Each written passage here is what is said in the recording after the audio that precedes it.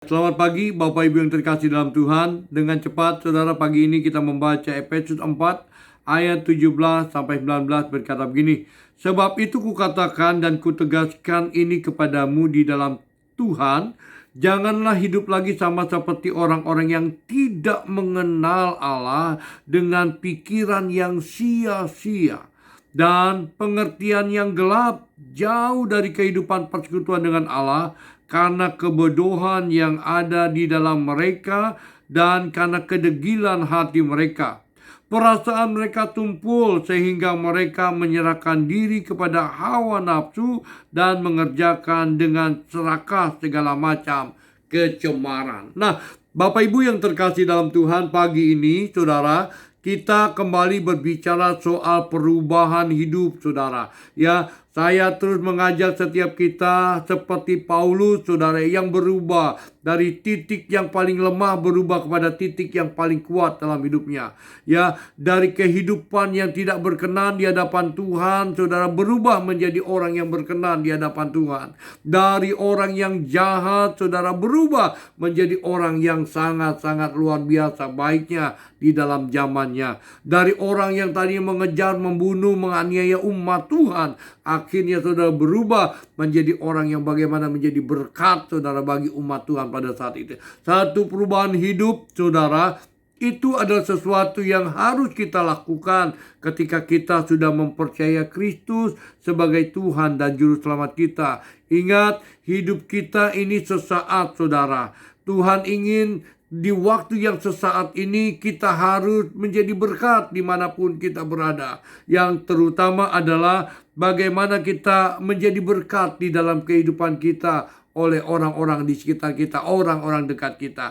Karena itu dikatakan saudara, janganlah hidup lagi sama seperti orang yang tidak mengenal Allah, saudara. Ya, dikatakan dengan pikiran yang sia-sia. Hari ini, saudara, biarlah pikiran kita, saudara, bukan menjadi pikiran yang sia-sia.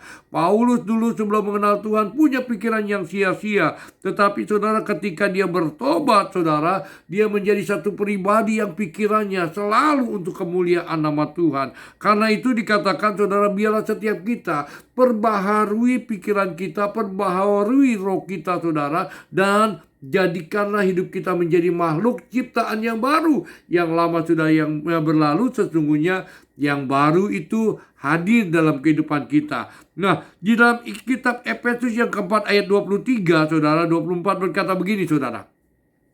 Supaya kamu diperbaharui di dalam roh dan pikiranmu dan mengenakan manusia baru yang telah diciptakan menurut kehendak Allah di dalam kebenaran dan kekudusannya yang sesungguhnya. Jadi saudara, seperti Paulus juga katakan kepada jemaat yang ada di Efesus, saudara, tentang perubahan hidup dia, maka saudara dia mengatakan, ayo berubah. Rohmu, pikiranmu, saudara, berubah, saudara, supaya pikiranmu dan rohmu itu menjadi satu ciptaan yang baru, saudara, sehingga rohmu tidak lagi roh yang dikuasai oleh roh yang kejam, tetapi pikiranmu juga tidak lagi dikuasai dengan pikiran yang sia-sia, tetapi semuanya diubahkan, saudara, menjadi sesuatu yang baru. Sama seperti Paulus katakan di dalam Galatia 2 ayat 20, ketika dia diperbaharui oleh Tuhan, dia berkata begini, namun aku hidup, tetapi bukan aku lagi sendiri yang hidup, melainkan Kristus yang hidup di dalam aku, dan hidupku yang kuhidupi sekarang ini di dalam daging adalah hidup oleh iman dan Anak Allah yang telah mengasihi aku dan menyerahkan dirinya untuk aku. Dia katakan bahwa namun aku hidup, bukan lagi aku sendiri yang hidup, melainkan Kristus yang hidup di dalam aku. Ketika Kristus hidup di dalam hidup kita, maka dia akan memperbaharui roh pikiran kita. Tuhan berkati kita semuanya. Selamat pagi.